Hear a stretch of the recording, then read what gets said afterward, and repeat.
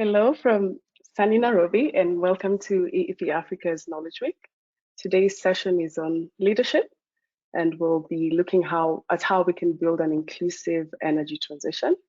We're now of our EEP Africa Knowledge Week, and yesterday my colleague Jazza and our portfolio companies in the cooling sector shared some great insights on cooling as a service, and we have two more upcoming sessions.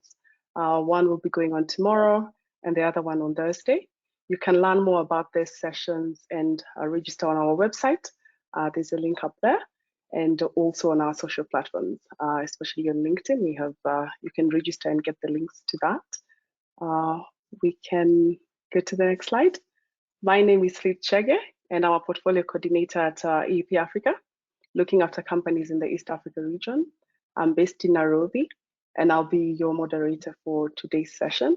Some housekeeping rules before we get started. So your cameras will remain off and you'll be on mute. So kindly submit your questions at any time in the Q&A section, and I'll be sure to forward those to the relevant panelists and ensure that we can answer as many questions as possible during this particular session. Let's have a look at our agenda for the day. So today we will have two panel discussions, and for the first panel, I'll be joined by Mark Gavhure, who's a creative leader at BBC StoryWorks, and Cindy Bavo, who's the Director of People and Culture at Jazza Energy, for a discussion on Humanizing Energy project that our portfolio company Jazza's work has been featured on. We will have a look at how Jazza is leveraging inclusion at different levels to contribute to a diverse energy transition. And then we will get to showcase Jazza's film and allow some time for Q&A after that. Then for the second panel of our day, I'll be joined by this year's Rising Energy Leaders. A big congratulations to all 5 awardees. And in this session, we will have a discussion about their career journey, get to hear the stories of what inspired them to join the energy sector, the challenges they have overcome over this journey, and the lessons they're learning in building their business, fundraising, and championing energy solutions on the continent. Then we will wrap up with a Q&A session. So hope it's an interactive and insightful session.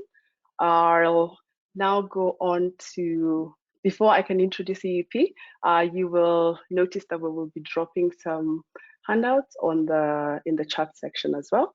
Feel free to have a look at those on the Energy Week, as well as information about EEP and the Jazza film as well. So I'll begin by giving an introduction of EEP Africa. So who's EEP Africa and what are we doing to ensure an inclusive approach in our investment as we shape the energy sector in Africa? So EEP Africa is a multi-donor fund managed by the Nordic Development Fund, with funding from Austria, Finland, and the Nordic Development Fund.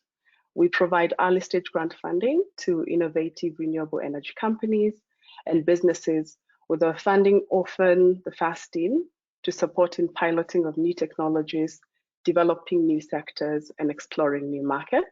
We provide this support in 15 countries across the Southern and East African region, and we've been at this for the last 10 years now. Currently, we have an active portfolio of over 65 companies, and over and above grant funding, we offer business development support, investment facilitation, knowledge sharing, and partnerships to facilitate the growth of our portfolio companies. We can go to the next slide to just zoom in a bit on our portfolio and just to showcase that we are putting our money where our mouth is in regards to ensuring inclusivity and diversity as investors. So you'll see that 66% of our investees are startups, so less than 2 years old in operations. 42% are locally led companies, which means they are led by African founders with majority of the ownership, and 34% of these companies are women-led. Most of these projects are off-grid. You see that at about 88% of our current portfolio, and about half of these portfolio companies are actually tackling productive use of energy as we graduate the populations we serve from the use of energy for lighting up the energy ladder to a place where they can begin to generate revenue. In terms of the inclusive approach that we're taking, we require the same for our portfolio companies. And one of the key impact areas that we measure is ensuring inclusive employment for our portfolio companies, ensuring that they're creating jobs for women and the youth. And this currently stands at 40% of jobs created. And on the right here, you see a photo of very happy women who are using electricity to power sewing machines in Uganda, a project that is managed by one of our portfolio companies, Enegro. So across the board, ensuring that we are leaving no one behind and ensuring that the women, the youth, and the local beneficiaries of the solutions that we do fund are actually inclusive to ensure sustainability in the future, among other great benefits that we will be learning from the insights of our entrepreneurs and from the rising energy leaders and BBC StoryWorks today. So we will now we'll now move on to the Humanizing Energy panel session. Welcome again for those who just joined us. It'd be great to know where you're all dialing from. So kindly select the region you're joining from in the poll on your screen, and then we can get an idea of where you're joining from before we invite our panelists.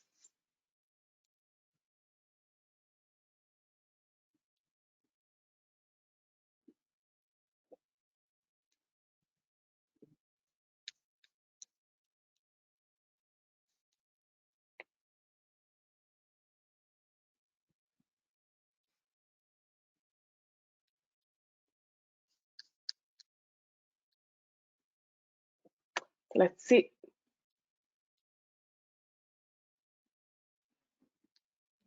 Oh, looks like we have a lot of people joining us from East and Southern Africa, as well as Europe, and some people joining us from West Africa and the Middle East. Great welcome to all of you. And just on time for us to get started with the first panel. So for this first panel session, EEP Africa has partnered with the World Energy Council on their new series, Humanizing Energy, that is produced by the BBC StoryWorks Commercial Productions to tell the story of how Jazza Energy is empowering young women in Tanzania.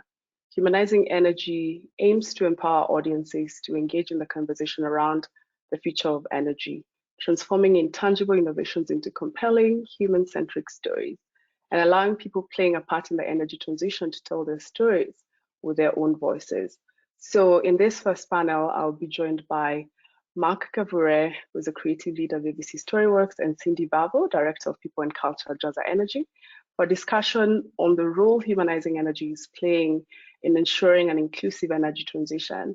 And we'll also be playing the Jazza film, which is an amazing case study of the opportunity companies like those in our portfolio have to ensure that no one is left behind in the energy transition. I will now invite Mark to kick off the discussion. Mark, kindly introduce yourself and tell us more about Humanizing Energy and why the World Energy Council and BBC StoryWorks undertook this project. Welcome, Mark. Thank you, Faith.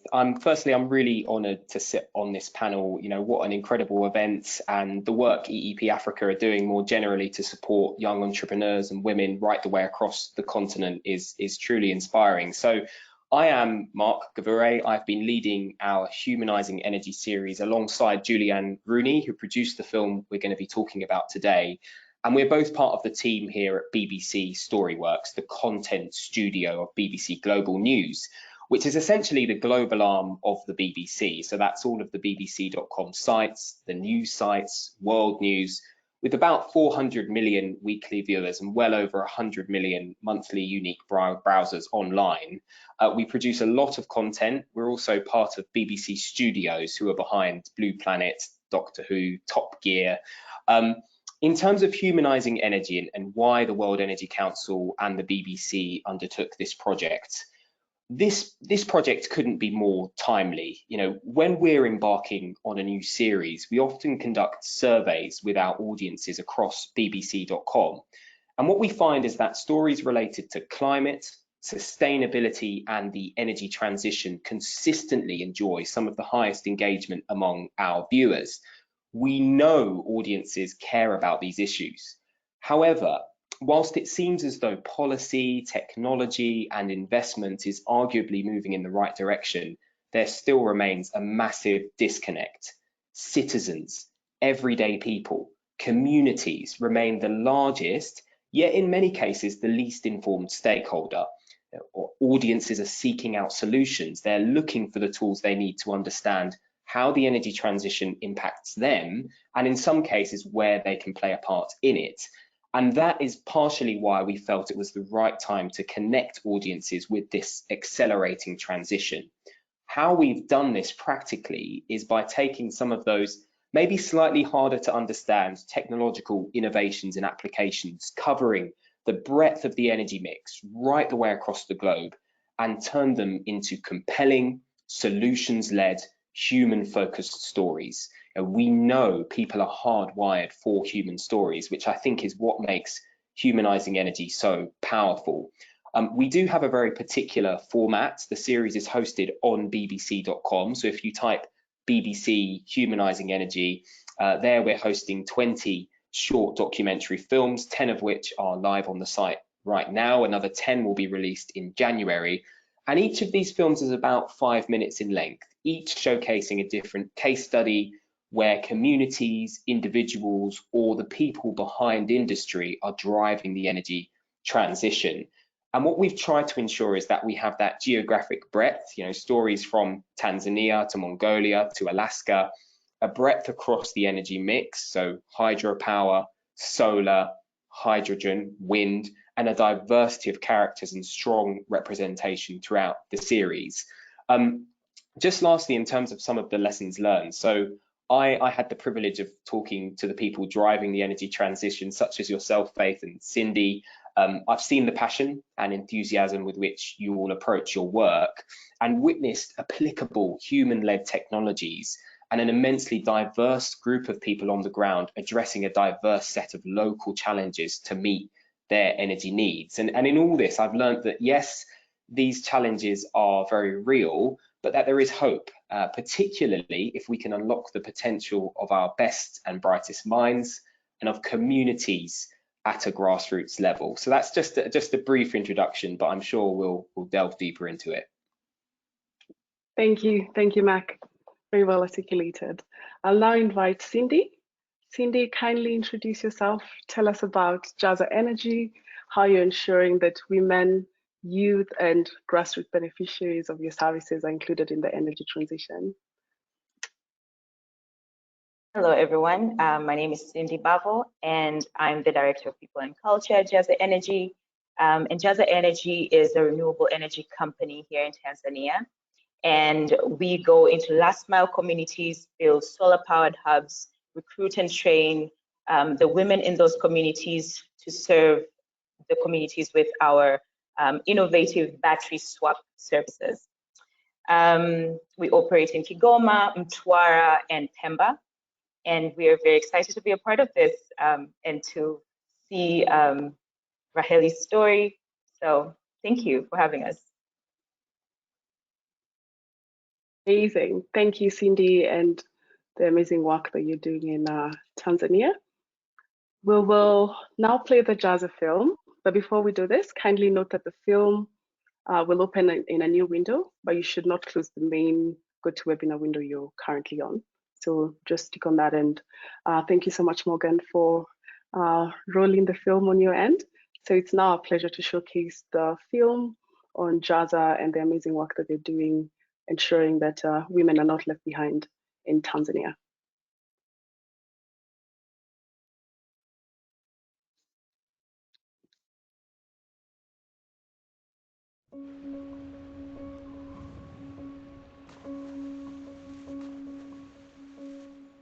Naitwa Lahili Matayo, ni mzaliwa wa kijiji cha Titye. Wanawake wa Kigoma wanapitia changamoto mbalimbali. Changamoto mojawapo ni kwamba jamii haiamini kwamba mwanamke anaweza kufanya kazi.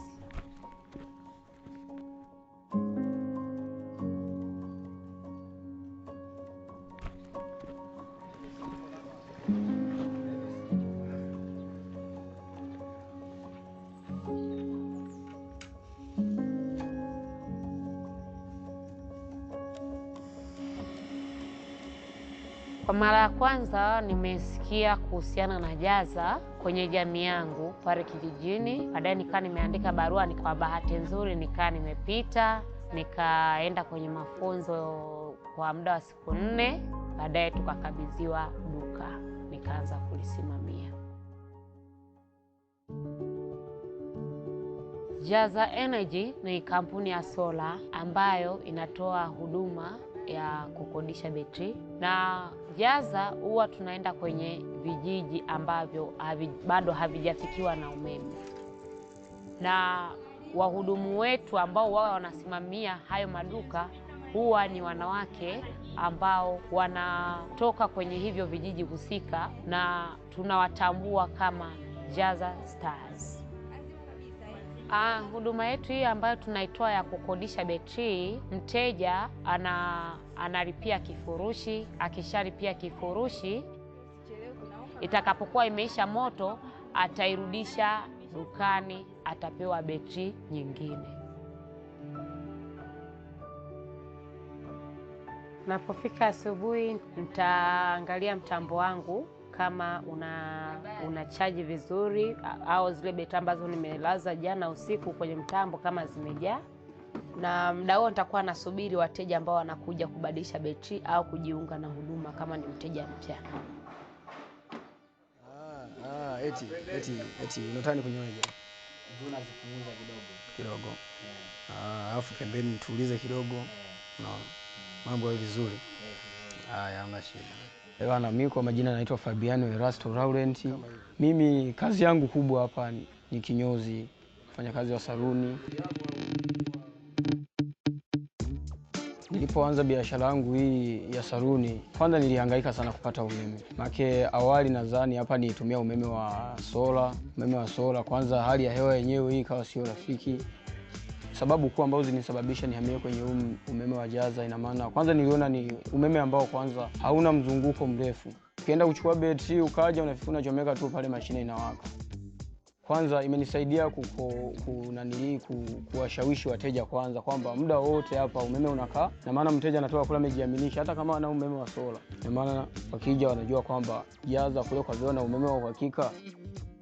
Kwanza ni vifaa vingi sana ambavyo vinaweza kuwashwa na betri yenu ya Jazza. Nikiangalia mashine kwanza ambayo unanyolea kwanza, haya simu na chaji, yani sabufa unawasha, unakula muziki tu vizuri kwa kutumia umeme wa Jazza bila hata shida yoyote. Kipato kipo, kwanza imenipunguzia mawazo, ndio maana kwanza imekuwa. Hapo vipi? Maana huo mugao wa gome.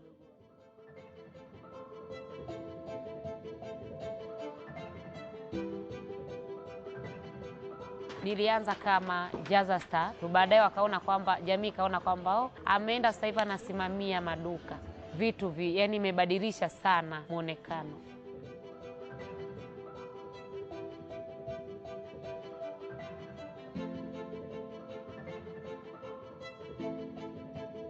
Jamii kwanza imefurahi sana na imeona kama Jazza imeleta kitu cha tofauti. Jazza imekuja kuwainua wanawake.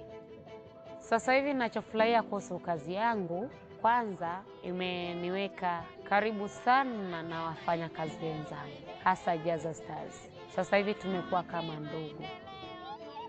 Sasa hivi najivunia na jitegemea mimi kama mimi. Pia mimi ni mama, namlea mwanangu. Mafanikio ambayo ningependa kuwa nayo ni kukua zaidi kutoka hapa nilipo, ili tuweze kuliendeleza ili gurudumu letu la kusaidia jamii, kwa sababu sio kwamba changamoto ya umeme ipo Kigoma tu, ipo sehemu nyingi sana.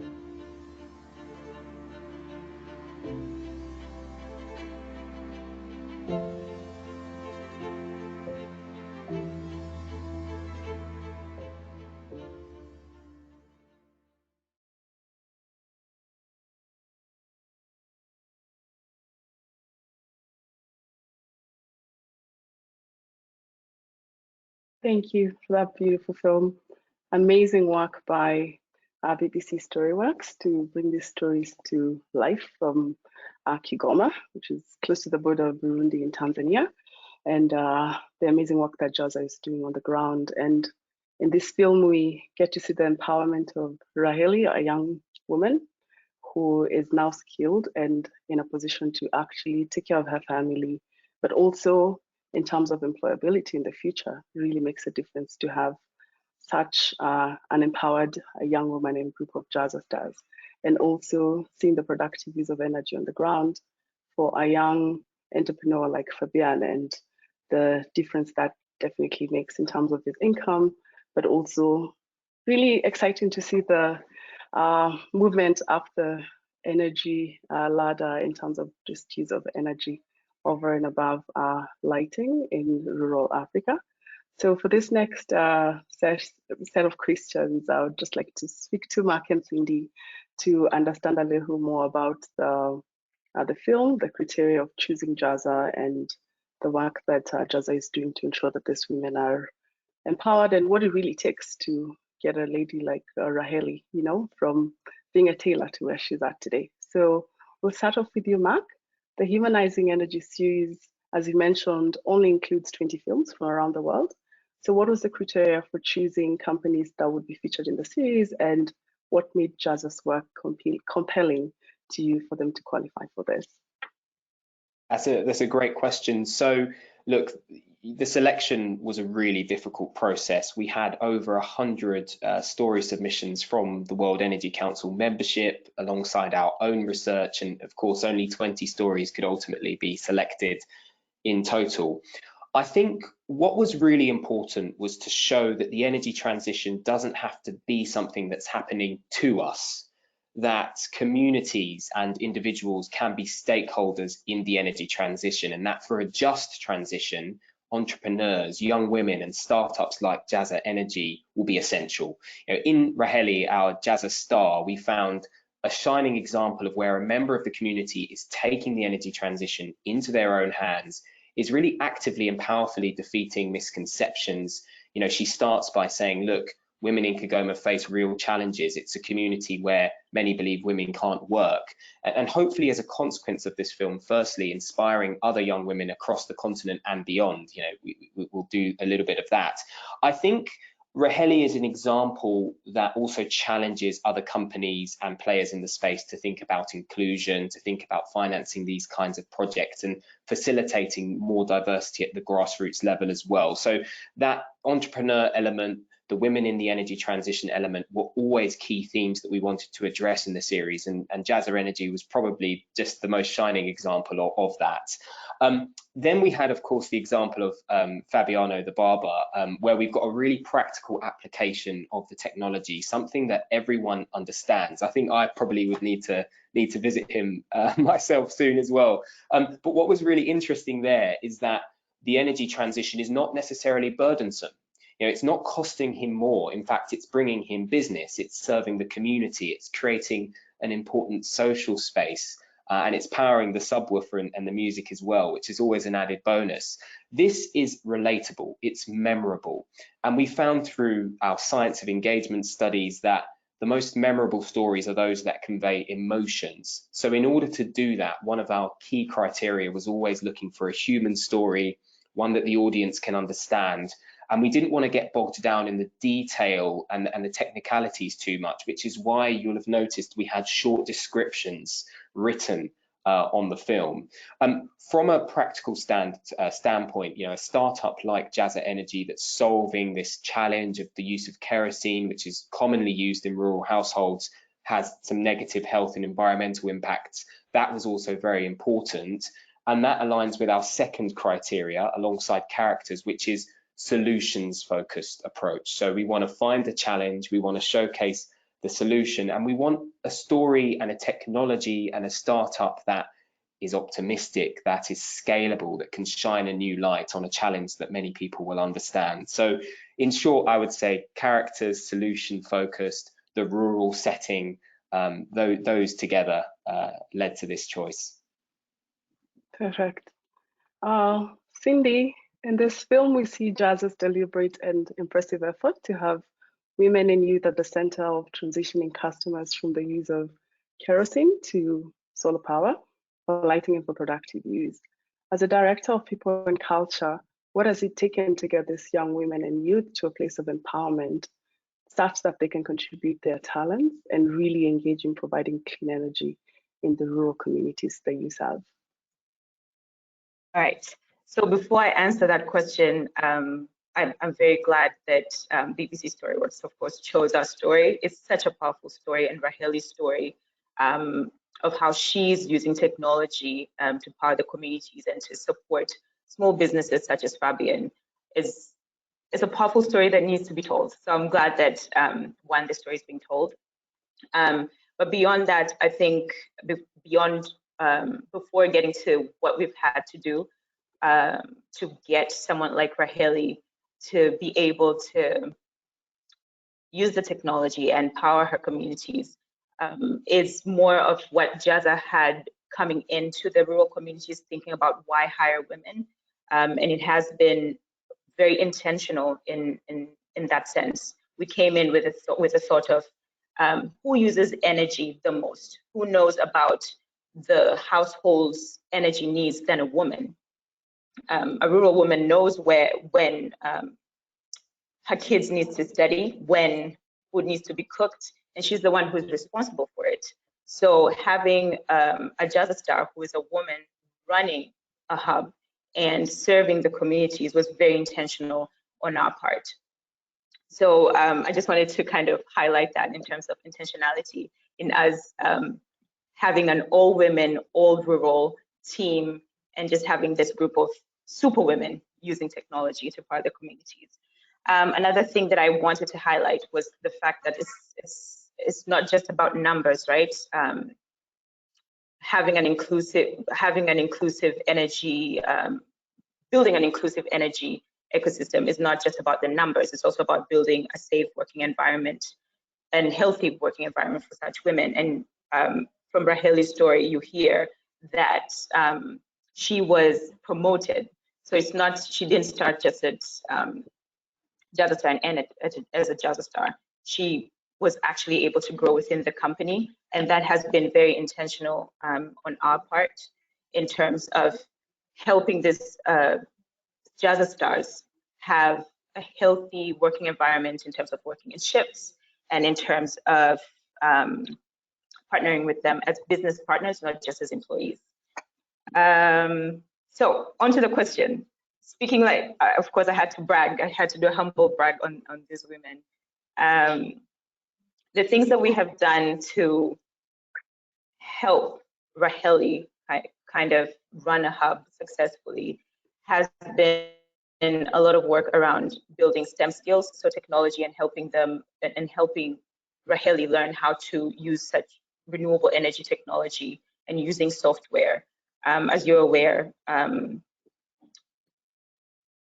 at rural levels, the abilities, yes, at rural level, the abilities kind of vary. And for women like Raheli, it was a lot of work in terms of the biggest chunk of work was not in helping them learn the technology, but helping them believe in themselves that they can run the technology. So, but beyond the confidence, it was learning how to use the technology, learning how to manage money, learning how to serve the customer, understand their needs, and serving those customers, because again, she's the woman, she uses the technology.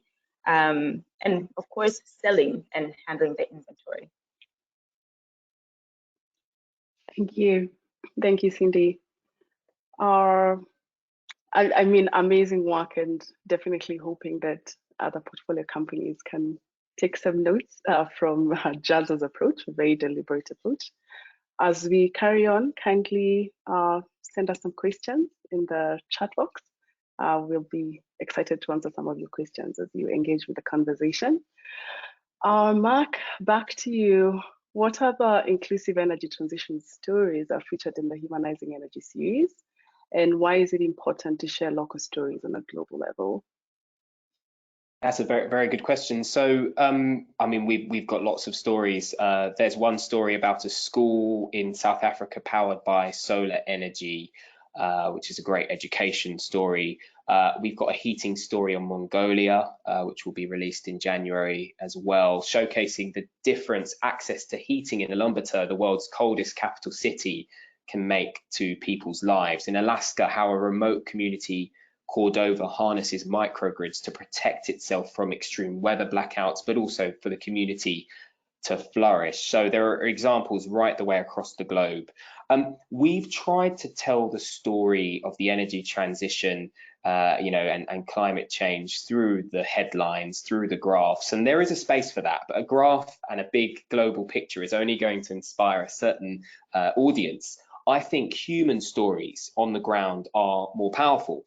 They put the big picture into context. They remind us, why are we trying to build a better future? Who are the beneficiaries? And these stories enable us to understand and to break down the complexity of the energy transition in a human way, to understand that there's not a one-size-fits-all model, but that fundamentally, beyond the doom and the gloom we hear sometimes, that work is being done, and that people are extraordinarily resilient, adaptable, and there are, though difficult, practical pathways forward. So I think localizing it humanizes it, it makes it more memorable, and generally, it's important that we showcase the diversity of challenges that people face in a diversity of different settings as well. So yeah. Thank you, couldn't agree more.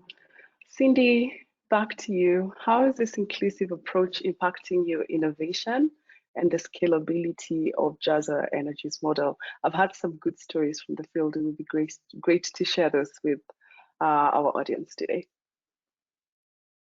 Yes. So for starters, and I think I mentioned earlier that the woman knows most what the energy uses are. So she's essentially the customer, right? So so even when she's approaching the customer, she knows the challenges and she understands and can empathize and can actually advise the customer. But she also knows the customer's needs and can kind of advise the customer on what to take and what not to take. She can also send back to us the feedback and tell us, this is not working, this is working. Can you guys do 1, 2, 3?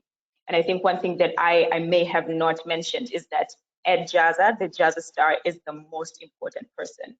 When she speaks, we listen.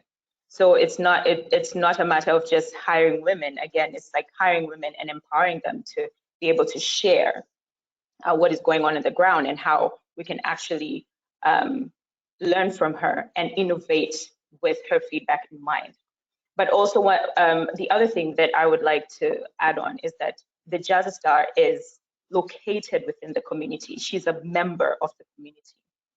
So the community trusts her because it's not a random urbanite who was brought into the community to run a hub. It's a local woman who has the same energy problems as the next person.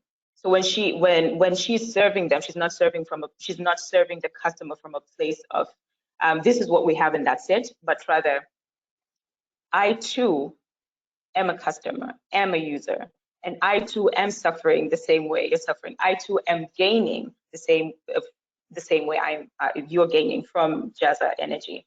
And I think that is one of the most powerful things, because on one hand, then the community and the customer trust her to give us back to give us the feedback, or to be that channel to our technology engineers. But also she's the user, so she can empathize with them. But most importantly, having or recruiting and training young women to work in those hubs makes it easier for us to actually tap into an untapped human resource in all communities that we work in, and we don't have to export or import a whole lot of people into these communities, and that allows us to grow faster as well as innovate faster. Thank you, Cindy. Definitely a great testimony of the power of a human-centric approach in solving the energy solution in rural Tanzania. And again, amazing to hear that that does make business sense. And also have had the great stories in the sharpening of your business model. And as you now state, the upskilling of rural women and ensuring that you have great talent, not for now only, but for an ecosystem in the renewable energy space. Yeah, so really amazing. And thank you, Mark, for the great insights on the role and how important it is to tell those stories at the grassroots level and ensure that the people that are actually beneficiaries and part of the energy transition are actually participating in this process.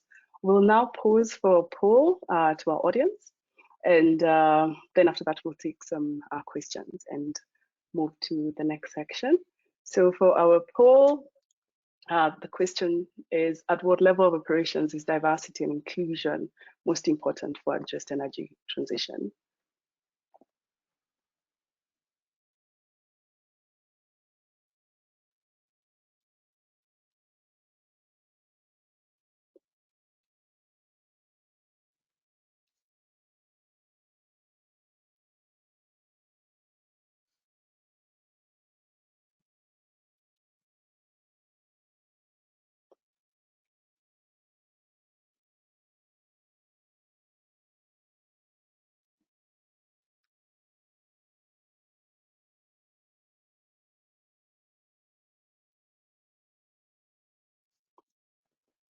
So most of you have voted at the C-suite level.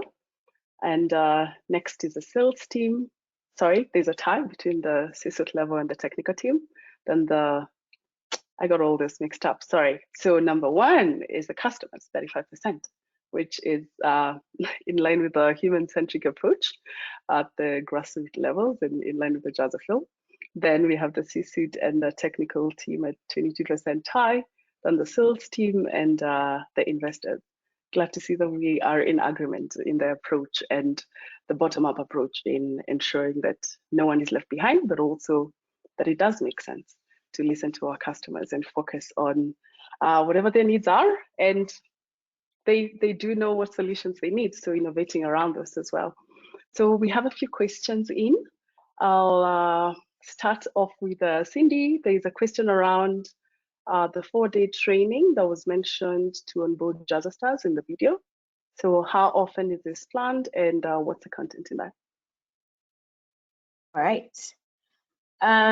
So in terms of how often, so at the beginning, when we are receiving new Jazza stars, we do an initial training. And the initial training is to support the Jazza star to, understand understand how Jazza works. I think that's number one. Understand the technology, understand the customer that they're serving and how alike they are to the customer. Understanding how to manage the inventory and how to do sales. The basics. It's a lot, right? But beyond that, it's also just helping them to understand how powerful they are. As a woman from rural Tanzania who is able to do all these things and how it is not impossible, it has been done. So that's the first 4-day training, that's what happens.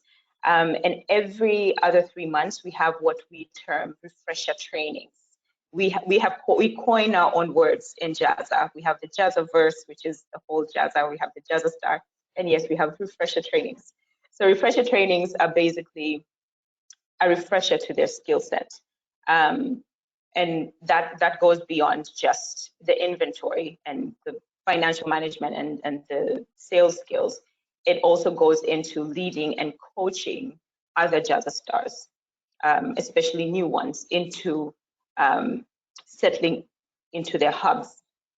And it also, for some Jazza stars, it's moving on to next level positions. But for most Jazza stars, it's just being able to lead and coach other Jazza stars who come in. And beyond that, then it's just a refresher. If a hub or a Jazza star feels that they need more skills in managing their customers, they get that kind of training. If they say that they need financial management, or we have noticed that from the data that they may be having challenges with managing their finances and cash remittance, then we support them by giving them a refresher training on that. If it's on inventory, the same.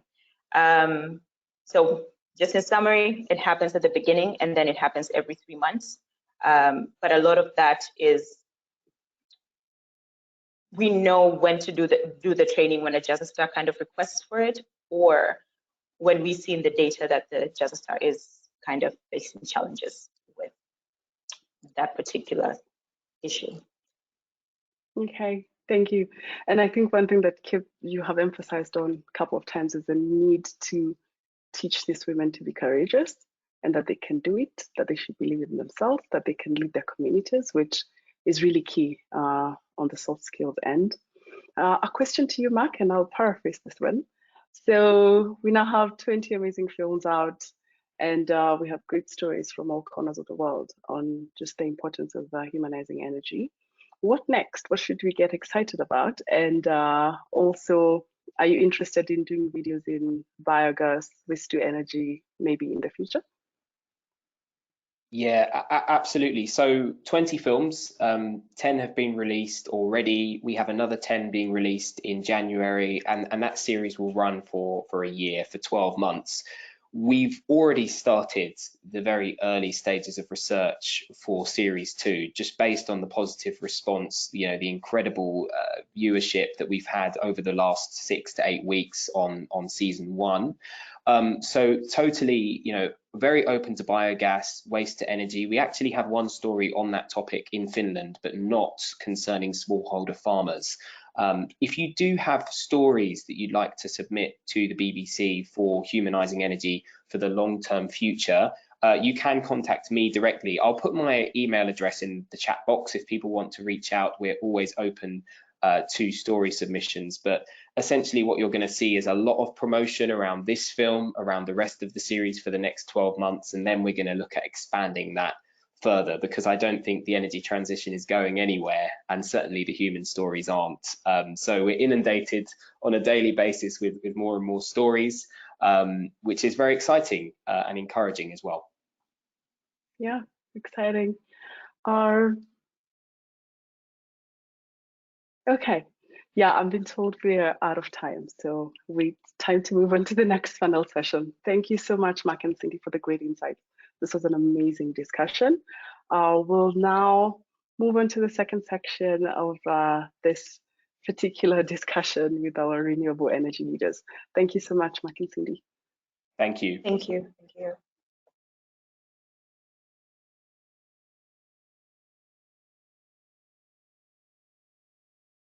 I'd now like to invite our 2021 Rising Energy Leaders for the second part of our session. A very big congratulations to all 5 of you, and welcome to this roundtable discussion.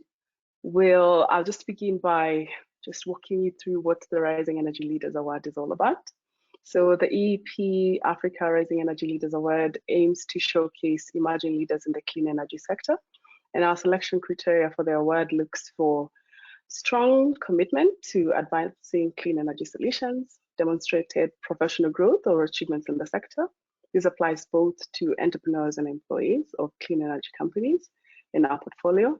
And finally, looking for leaders who are driven with ambition to make a difference in the space and have big goals for the future. So this year, our awardees are Admore Chiumia, who is the founder of Green Impact Technologies, joining us from Malawi. We have Aman, Baboolal, who is the head of partnerships at Plentify, joining us from South Africa. Madrin Maina, who is the technical operations manager at Systema Bio, joining us from Kenya. Tracy Kimathi, founder of Tracy Malls, joining us from Kenya too. And we have Ziwa, Hillington, who is the managing director of Green Bioenergy, joining us from Uganda. I will now invite all our attendees to, in 3 minutes max, introduce themselves, tell us what has motivated them to build a career in the energy sector, and touch on the different value chains that they're looking at, and they're all in very diverse sectors. So it will be great to hear what they're learning from those. So we will start with you, Admore. Welcome. Thank you very much, Fred. So my name is Admore Chiumia, as Fred mentioned. I'm the founder for Green Impact Technologies, a company that accelerates alternative energy technologies here in Malawi. Our aspiration is to reach the whole sub-Saharan Africa and beyond. So founding Green Impact is coming from my own childhood. Some time back, from my own family, I used to see my mom walking at some distances just to fetch firewood for cooking. I could see us whenever maybe the lanes have gone after being Malawi as being an agro-based economy, we could use traditional methods to do irrigation. So when I had the opportunity to study energy as a profession, and had the opportunity to participate in the Mandela Washington Fellowship, I developed a leadership development program that aimed at looking at options on how we could solve some of the challenges. As you are aware, like in Africa at the moment, we are generating almost 180 million tons of waste per day at a rate of 0.5%, and 70% of that is dumped open on the ground, and majority of that is organic waste. So here we're talking of a situation where we have waste. So the key question that I've been asking before I started the company is, how could we turn waste into wealth? How could we generate money?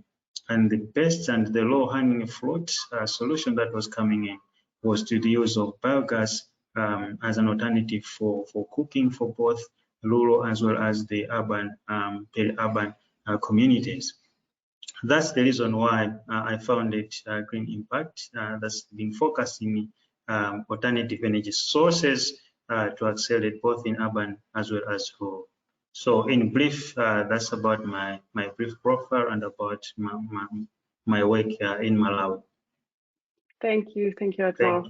Well, welcome, Aman. Kindly introduce yourself and tell us about your journey.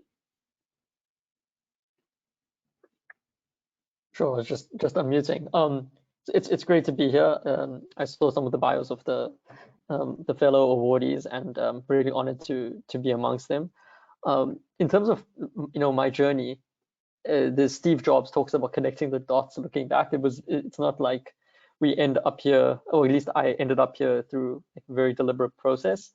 But I found that there were a number of factors, I think, when I look back, that led me down this path. So it probably starts with when I was much younger. I saw this quote about, don't ask people what they want to be when they grow up, but ask them what kind of problems they want to solve. And I thought that was a great quote, because instead of thinking about, say, I want to be, a doctor, it's a different question is, oh, I want to help solve a health problem, so that people don't feel like, oh, if I'm not good at science, for example, that I can't contribute towards health problems. Maybe I become a lawyer and I solve it in that way. So I actually spent a lot of time thinking about what is the problem I want to solve. And in my family, I guess my grandfather, he had started a school. He was the principal of a school. My father was a doctor, and I also wanted to do something that contributed back towards society. And it was in about 2008, 2009 that load shedding hit South Africa. We entered an electricity crisis. These were scheduled rolling blackouts, which was just not something we were used to. It was a completely new problem.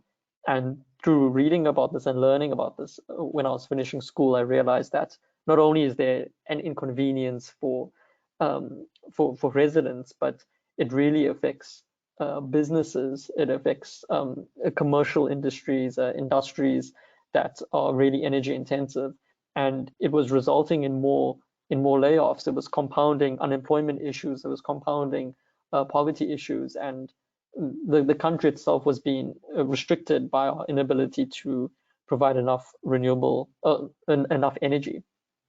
And then, I guess, aligned with this, I grew up in a generation of learning a lot about climate change. So thinking about the energy issues in South Africa, the energy access, energy issues in Africa broadly, and climate change, I wanted to slowly move my way down the renewable energy career path. And I've done that throughout my career as a consultant. I I helped utilities. I was project managing on a construction site for power plants.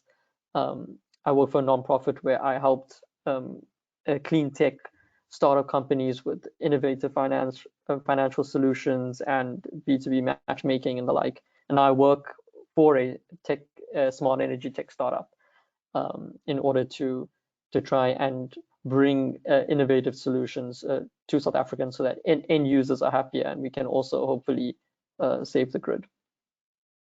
Thank you. What an inspiring journey, Aman. Very intentional as well. Thanks for sharing that with us. I'll invite Madrin, the lady in STEM. Could you share with us your career journey so far and your inspirations to join the renewable energy sector? Okay. First of all, I'd like to thank you for having me on this forum. It's really a pleasure, and it's really been quite a journey. So I am engineer Madrin Maina, a civil engineer and project manager. I've been in the energy sector for six years to date. Half of those were spent in grid-connected energy. Sorry, 2 of that. And for the last 4 years, I've been in renewable energy. Previously, I'd worked in the real estate sector, but from the beginning, I knew I wanted to solve problems in the energy sector. I just needed to be in the right place. So I started by working with big consulting firms, and I gained a lot of experience working on large government-funded transmission projects in Kenya. The biggest one I was involved in was the Kenya-Ethiopia 500 kV DC line. That took about 3 years to complete. I did a few local 200 kV smaller transmission line projects and a few substations. But because I knew all along I really wanted to get involved in the renewable energy sector and directly get involved with the end user, I specifically looked for opportunities to work directly with the end user, consumer. And with the experience I gained, I got an opportunity to work in Western Kenya. I had a chance to manage the construction of 10 microgrids. And at the end of that, we had connected 2,600 households, that's 2,600, to solar generated power. These are communities that have been off-grid for generations. And the conviction that gave me was mind-blowing. I could see the direct impact this had on families. People stopped relying on kerosene lamps, for example. Children could do homework comfortably with adequate lighting. And on top of that, there are simple things which we overlook on a daily basis, like charging your mobile phone. If you don't have electricity in your village, you have to go to the nearest shopping center to have your phone charged. And these families could now charge their mobile phones at the convenience of their homes. So 2 years later, and with this experience of working in the microgrid solar energy sector, I crossed over to the biogas sector, where I'm currently working directly with farmers, helping them create energy from their animal waste. Our primary source of use for this is cooking, which directly eliminates the use of firewood and charcoal, which are the main sources of energy in the rural areas. Specifically, my work as a technical operations manager is to oversee inventory, logistics, and installation of biodigesters all over Kenya. I manage a team of 30 technicians and several field managers. And in the last 3 years, when I've been in position, we've installed 4,500 biodigesters directly into separate homesteads, plus established an R&D department where we have been exploring other uses of biogas apart from clean cooking or renewable energy. In this period, we've also established expansion connections with business partners in Malawi, Zambia, Zimbabwe, Uganda, and DRC. We have supported our business partners in installing 100 biodigesters so far. And this has been from the beginning of the COVID-19 pandemic. The pandemic has been quite unique in terms of the challenges it has presented to our operations. We are customer facing, we are interactive, our work depends on day-to-day interactions with our clients. But this has led to creativity from our end as well. Due to the restrictions placed on travel and lockdowns, it has been difficult to interact with our clients and our partners in foreign countries, especially the new clients who do not have knowledge of our product. So we have purely transitioned to online sessions where we've been able to train our partners and their field teams, and that's how we've managed to do the 100 biodigester installations since the beginning of our pandemic. At the same time, this has fostered the culture of resilience and self-accountability in every individual, because at the end of it, we know how important our goal is and why our work, we must continue with our work because we believe in what we are doing. To close, I believe the clean energy sector evolves every day. But at the end of it, it's about being committed to what you're doing, believing in yourself, to the goals you want to achieve, and having the correct management skills to navigate your journey through all the frequent changes and changes in technology that happen along the way. Thank you. Thank you, Madrin. Over to you, Tracy. Tell us a bit about yourself and your journey to your current entrepreneurial founder role. Thank you, Faith. Hello, everyone. My name is Tracy Kimathi. I'm the founder of Tracy and Baridi, a local startup that enables solar-powered cooling in East Africa's livestock value chain. So I have worked with livestock farmers for the last 3 years, and quite frankly, there are two big opportunities within the value chain that I have personally come to notice, which is clean energy and meat preservation. Most of my research has been conducted in southern Kenya within the Masai Mara and northern Kenyan counties, including Isiolo and Marsabit. And it's very easy to see the neglected livestock value chain situation within the country and within East Africa in general. So Baridi basically, in a nutshell, offers solar-powered chilling designed to provide both efficient energy and meat preservation, again, to specifically livestock economies across the Horn of Africa. And to date, the team and I have designed, developed, implemented, and assembled our very own solar chiller, assembled in Kenya by Kenyans, with the average age of our executive team being 28 years old. So in reality, it was assembled in Kenya by Kenyan youths, and we're extremely proud of that. Project Baridi offers a pay-as-you-chill business model that allows our consumers to aggregate and store their meat as they go and as a community. And it basically charges a daily tariff in exchange for overnight preservation. Each cold room we aim to install has the ability to preserve over 280,000 kilograms of meat. And this is all because of our relationship with livestock farmers and how we intend to create economic development to them. And we tend to say that we assure an economic benefit of $5,000 for any meat vendor renting 1 meter cubed of cold space annually within our spaces. So there's a lot of potential within our solar chiller industries, especially within the livestock value chains that have been primarily neglected over the years. And we're very excited to be here and to speak more on the Q&A session. Thank you. Thank you, Tracy. Over to you, Ziwa. Tell us about yourself. Thank you. My name is Ziwa Hillington, Managing Director at Green Bioenergy since 2019. I've been at the social business for 9 years now. GBE Green Bioenergy was founded in 2011 by Vincent Kienzler and Alexandra Lori, who are both social development experts with support from their families and friends. And in 2015, organizations called Social Business and Energy Gatherers joined the GBE Board of Directors to optimize the business social accountability and impact. Luckily enough, at the peak of 2017, GBE became the award winner of EEP 2017 awards. GBE provides eco-friendly solutions. We innovate, produce, and distribute these solutions. But way back at about age of 22,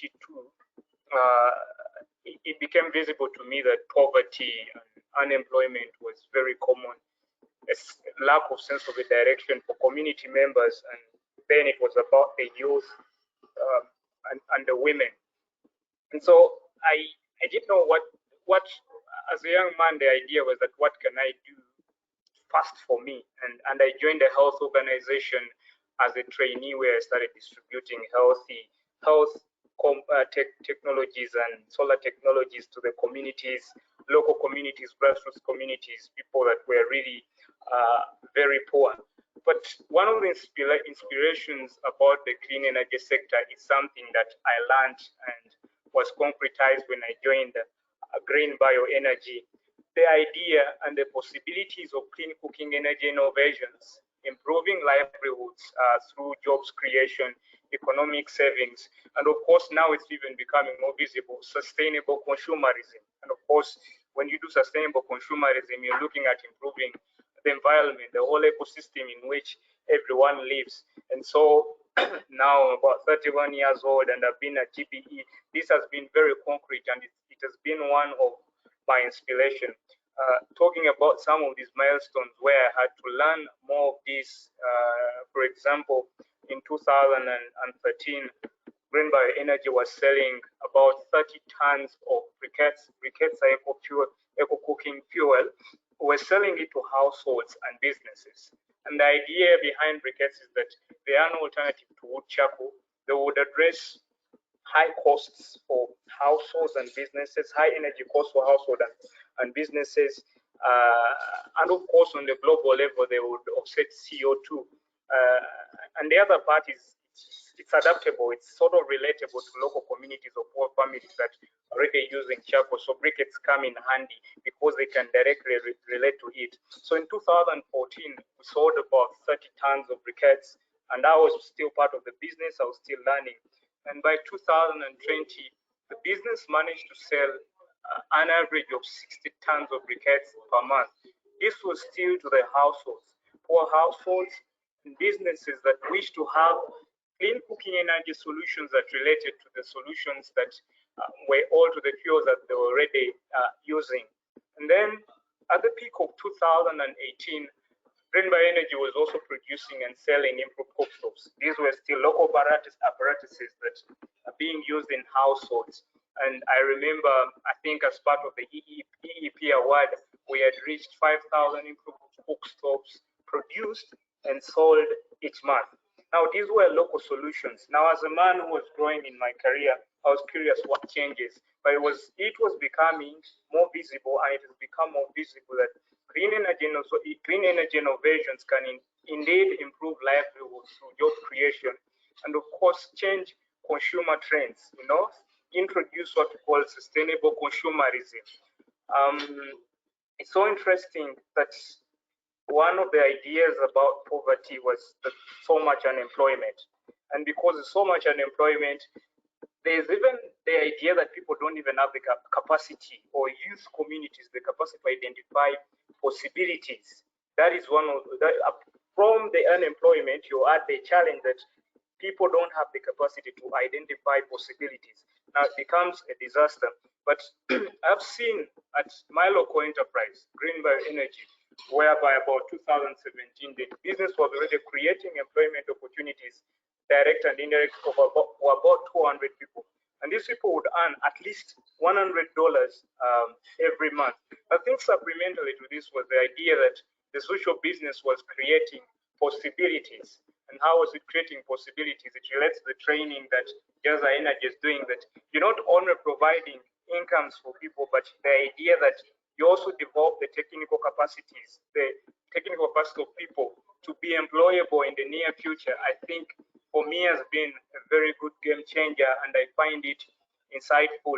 And of course, at Green Bioenergy, the business that I'm part of, and why I have learned so much about renewable energy and clean energy, being inspired, of course, by that business, we now move towards scaling up our briquettes production to 400 tons by 2026. By 2022, with other partners, we want to launch a digital marketing model for sales of local and eco-friendly consumer goods. But to conclude, I think what has been very pivotal in my career journey is associating with accountable brands like Green Bioenergy. And these brands don't exist in isolation. They exist with individuals, organizations like social business, NG Energy Gatherers, EEP, the Chege project, Moving Worlds, Managers Without Borders, all these efforts to consolidate clean energy innovations. And for me, I didn't know that clean energy would solve poverty issues, but at least for the 9 years at Green Bioenergy, it is becoming more visible. And of course, I look forward to that future. And now I would look at the future whereby not only that jobs could exist, but the idea that youth, women, or whoever in societies are in position to identify these possibilities. And it goes back to leaders like us with the enterprises that we represent. Thank you very much. Thank you, Ziwa. We'll now pose for a poll to our audience before our second set of questions to our rising energy leaders. And yeah, what are the biggest barriers for women and youth employment in the energy sector from your perspective?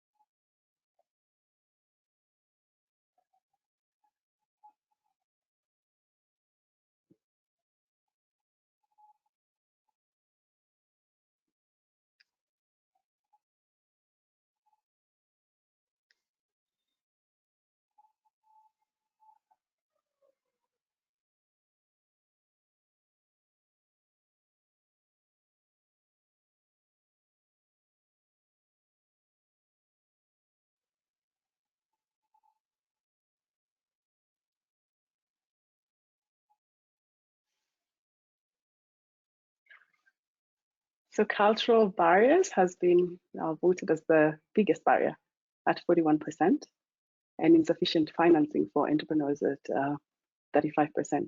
Definitely couldn't agree more. Then lack of relevant education and training to ensure upskilling, and finally low awareness about job opportunities. Thank you very much for participating in that poll. We'll now go to the last set of questions for our rising energy leaders and get ready to wrap up. I think we're doing well on time so far, but yeah. So I'll start off with you, Admore. So what role has mentorship, training, and partnerships played in your career growth and your entrepreneurship journey? Yeah, that's a good question. So after my graduation, after my degree program, I had the opportunity to participate in the Mandela Washington Fellowship, as I mentioned in my introduction. And during that fellowship, I was attached to the University of California, Davis in the US, and had the opportunity for placement at the California Independent System Operators. So while in the fellowship, we are mentored in various areas in terms of how to build business plans, how to engage an investor, how to create a value proposition for your business, define your market segment, your target customers, and who could be your potential partners at whatever level of your business. So when I returned, I had developed what we call the leadership development program, something like a strategic business plan. And I only had knowledge, but I didn't have anywhere else to start from. Then the plan was, first of all, to work for other organizations so that I build my capacity, I build more network.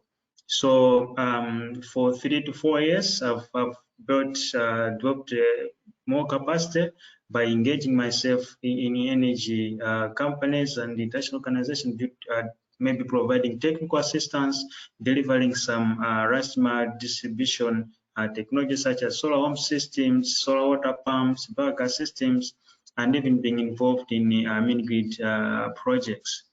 So through that, it helped me to come up with a fundraising plan for the company, in which we developed to say who could be our first 10 partners who we could engage based on the need.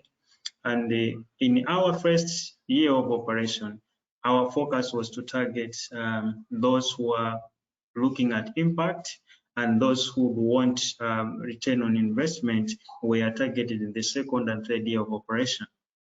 So since then, we have been able to develop partnerships. For instance, in 2018, we were among the seed awards for Africa. We have also built partnership with the United States African Development Foundation, and currently our main partner is Energy and Development Partnership for Africa, in which we are developing a waste to energy plant, in which we'll be turning waste to energy, and also part of it will be creating biofertilizer for smallholder farmers. We are also going to develop an energy hub, which will be like a center for value addition, as well as for smallholder farmers training, where people around the communities will be able to access the solar water pumps, gas for cooking, cook stoves, and other last-mile technologies. So lastly, I would say, for one to build an enterprise that is sustainable, first of all, you need to understand the value proposition, because if you understand your target customer, and as my colleague Aman mentioned, to say, what problem are you solving? So for us, we identify the problem of energy access. Right at the moment, only 11% of the population has got access to electricity, and over 96% of the population, we are using firewood and charcoal, which is creating deforestation. So in the sector, there are other projects that are running. For instance, the Modern for the Forest project that is funded by SID, they are doing those efforts, but alone they couldn't get there. That's why young leaders like ourselves, we need to step up and support those efforts, so that more last-mile customers or communities can have access to innovations that can change their lives, that can help them save the energy. They can also save the resources that could have been used otherwise, so that that can be applied to productive use aspect. Yeah, so that has been my story on how the fellowships, the partnerships are important as far as building a sustainable company is concerned. So for this year, because we have built our portfolio, we have now started attracting partners in terms of debt financing. For instance, now we have got the two partners, Charm Impact from UK, as well as Angaza Distributor Finance from the US and Netherlands. So all that is coming because we have prepared ourselves, we have built good internal controls, and we continue to innovate so that we create more value for the products and more value for money, as well as scaling the reach in terms of the people we impact with these cleaner solutions in the communities as well as per-urban where we are working. So in brief, that's my response to the question first. Thank you. Thank you so much, Admore. We'll now move over to Aman, and I'll kindly ask the rest of our Rising Energy leaders to keep their responses to about 2 minutes. We're almost out of time, so we have some time for Q&A. But Aman, from your experience managing a clean tech program at the World Bank, and now as part of the team developing a high-tech product, how can the energy sector catalyze innovation to tackle energy challenges in Africa? Thanks, Faith. No, it's not an easy question to answer in 2 minutes, but I'll try. I mean, what I'd start with by saying is that there's definitely a need for innovation. The phrase "necessity is the mother of all invention" comes to mind, and the necessity is real that climate change is coming, it's a new problem, and it requires solutions that we don't currently necessarily have yet, or at least at scale. And it doesn't just mean technology, it means new business models. In order to fund these technologies, it might mean innovative finance models. So the innovation that's required in the space is really, it's really quite broad. And the way that I'd like to demonstrate that is maybe with two examples. So one would be the work that we're doing now at Plentify, the company that I work with at the moment, that's being funded by EEP Africa. And what we're doing is taking domestic water heaters and turning them into intelligent thermal batteries. And the way we'll do that is by attaching an IoT, or Internet of Things device to this, and through artificial intelligence and machine learning that's cloud-based, we can understand and learn the usage and patterns of the user in the home, but then outside of that, ensuring that we are managing the needs of the grid. So by using this device, you can perform grid services, which include things like load shifting. We have load shedding in South Africa, which is essentially curtailment, but we can now use these geysers as an alternative to switching off areas at a time, but switching off geysers in parts of the country as an alternative. And then the main one is, I think that is of interest in terms of the renewable energy space, is what we call solar load building, where we can shift the demand to the times of the day when renewable energy is being produced, the solar energy in the middle of the day. What we can do in this way is increase the amount of utilization of renewable energy, justify deployments of more solar and wind power, and in that way also help encourage this going forward. The second example might be around innovative finance, but very quickly, it's financial solutions that don't just look at financial metrics, but I've helped to develop a fund that had ESG outcomes as part of the trigger for funding, to encourage your venture capital firms and the like to include green and clean tech companies in their portfolio. And lastly, how do we enable more innovation like this? I think it's what the poll suggested. I think there's two things, probably around cultural barriers. Let's remove that, and more innovative solutions like EEP's funding, I think, will definitely help. Thank you. We'll now go to Tracy.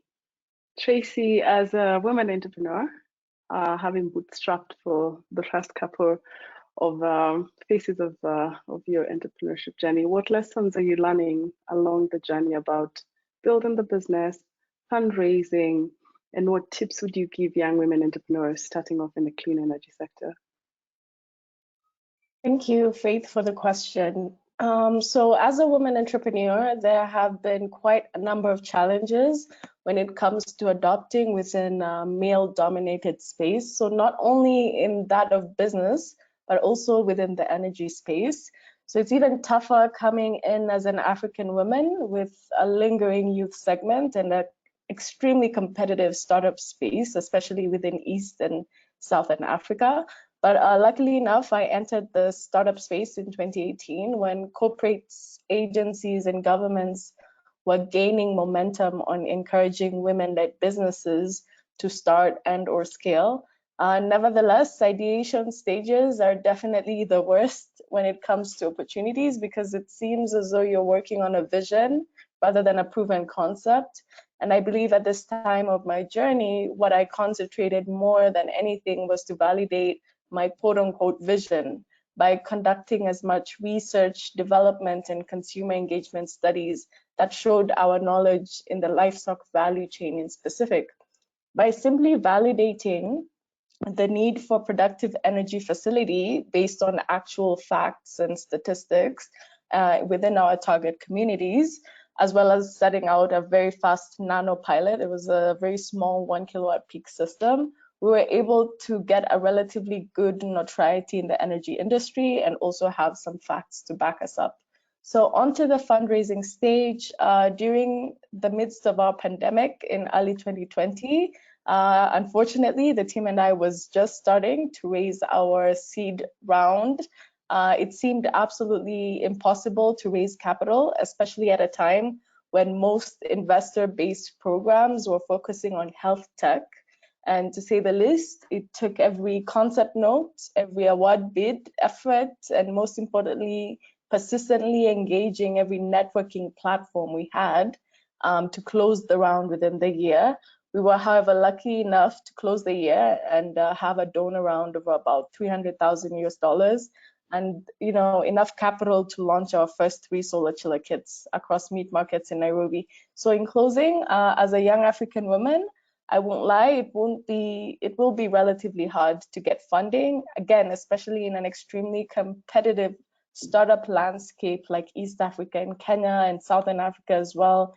However, with great research, a kick-ass business model, and even an even more riveting drive to achieve your vision, I don't see why your startup wouldn't be amongst the leading businesses in your respective fields.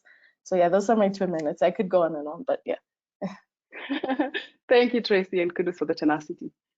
And we'll now go to Madrin. And the question to you, Madrin, is, as a woman in STEM, what are some of the challenges you've faced in your career journey? And what should we do to support more women in STEM and facilitate their careers in the energy sector that is currently quite male-dominated? Okay, there are quite many, but I'll stick to the most relevant one, especially due to my personal experiences. The main challenges I've faced in my career in the engineering and energy sectors is that generally people give jobs, referrals, and opportunities to people they know and are familiar with. These could be through personal or professional interactions. And these 2 sectors being male-dominated sectors, it means it's more difficult for women to get referrals in the same sectors that they are actually operating in. And these interactions often happen in informal gatherings, more in informal gatherings actually than in formal industry sector conferences or seminars. So it means as a woman, it is more difficult to meet peers in the same sector you are in and get the recognition you want. But then the next question is, okay, we have a challenge. How do we overcome that? In Kenya, and particularly for me, we have 4 organizations that I am a member of and I work through.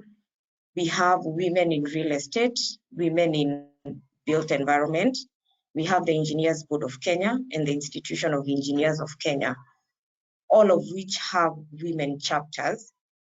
And all of these are geared towards encouraging and empowering women professionals in the real estate and built environments to get the recognition and the referrals and the opportunities that they seek for. And the same happens when it comes to mentorship. On a personal level, from my experience, networking and knocking on many doors as possible will bring opportunities your way. My biggest break came when I switched from the real estate to energy sectors. And basically, I just reached out to a lot of people, a lot of peers in the energy sector, especially older engineers whom I had interacted with in previous projects, in previous jobs. And I explicitly told them what I'm searching for and what my desire is. And they were able to guide me on how to go about it. And I applied and sought for those opportunities. And that's how I got in. And up to date, I interact with those people as my mentors. And at the same time, I make sure that I am mentoring younger women who want to get into the engineering or into the energy sectors. But at the same time, professions cannot be gender isolated. We cannot have men interacting and women interacting in different forums. So it pays off to put yourself, as a woman, to put yourself out there. Attend as many seminars and conferences and participate actively. Don't just register and be quiet. Attend as many social networking events as possible. Reach out to your peers, pitch ideas to them. In most cases, they're actually willing to listen. And in every forum, in every gathering, let your voice be heard. But the most important of all is make sure the quality of your work and the idea that you're pitching speaks for itself, because that is specifically how referrals work. If and when possible, it's also important to join social clubs where your peers and decision makers in your specific industries meet after work and get to hear what's going on, what are the next steps, what legislations are being laid down in the industry. That's how you always stay ahead of the game, and that's how you make sure your name is always being mentioned in the right circles. Yeah. Amazing. Thank you. Thank you. A lot of insights from your experience, Madrin. Now we'll go to Ziwa. Ziwa, you have expressed a twin passion of energy and youth education. How do you support the team of young people working in your company? And what should be done to encourage more young people to join the energy transition in Africa? Thank you, Faith. I think firstly, there are training models that have been developed, very localized models, where you have like high-tech content fused with local content, and then we tailor this to our production or sales model and deliver these packages. But most importantly, these packages are delivered into two aspects. First, you look at the shadowing process, where you have Ziwa possibly who has been selling for the past 9 years with a new person who has come in to sell, or the sales director who has been with the company for 5 years, shadowing the youth who would want to learn how to sell. Then the manufacturing as well, where you have the production engineer working along maybe a quarterly basis program with new people who have come in with localized material in a localized environment in a localized way. Then the other part about the youth who would want to join, I think it stems from the models itself or from the sector itself, the high end. How are we managing to show possibilities that are there for people to join? That's one of the biggest questions that is really there. How is it possible that EEP or any company financed by EEP be in position to localize its functional models that they can allow for possibilities for people who are coming in, considering the fact that people even come in have not learned about renewable energy at their schools. Frankly speaking, during my age, during my school time at the university, I barely think I knew of any renewable energy class. And now that kind of people, but of course that's a corporate class where you have people who have gone to the university. Then there are local people who, of course, are the majority of localized social businesses. Now those ones, for them to adapt, because they have a rationale that they survive on a day-to-day basis. They just come to look for work and then go. That one goes now back to the social businesses, the corporate sector, developing appealing company culture models integrated within the day-to-day work to allow these people actually feel the possibility working with the renewable energy sector, with a renewable energy company, whether a waste company or a solar company. Thank you very much, Faith. Thank you. Thank you so much to our Rising Energy Leader panelist. I think just in summary, Admore has just walked us through his mentorship and his partnerships and the role those have played in his career. Then we heard from Aman about the importance of innovation of both product, but also innovation of financing to ensure that that the growth is fueled on that end. Then we heard from Tracy about the journey of fundraising and building an enterprise as a woman entrepreneur and the tenacity, the courage it needs, and also what it takes to just get out there and raise that funding and get that product out to market. We heard from Madrin about the importance, yet again, of mentorship, putting yourself out there and ensuring that we make sure that our work does follow and is good work to be able to keep those doors open and make sure the right people are mentioning the right names, in the right rooms. And from Ziwa on the importance of training and ensuring that we are building an ecosystem that can sustain the energy transition. Thank you very much to our panelists, and a great congratulations again to all of you. You're all very impressive in your journeys, and wishing you all the very best out there as you build your businesses and your careers. So we'll now go. We don't have any questions at the time, and we're also out of time. I believe our panel has done a really great job of really sharing their insights and their journey. So we will, I'll now encourage all of you to continue participating in our Energy Week. We still have 2 sessions to go. We have one happening tomorrow, moderated by my colleague Lotta, on powering. Sorry. So we have a session tomorrow that will be moderated by my colleague Lotta on the Ag Energy Nexus and the insights from our portfolio companies that are powering the agro-processing space. It'll be a great one to attend. And you can find the registration information on our website and our social media platforms. And really hoping to see more of you participate in the next days. So thank you very much and have a good evening or morning. Thank you. Bye. Thank you very much, Faith. Thank you. Thanks, Faith. Thank you. Bye. Thank you. Bye. Bye.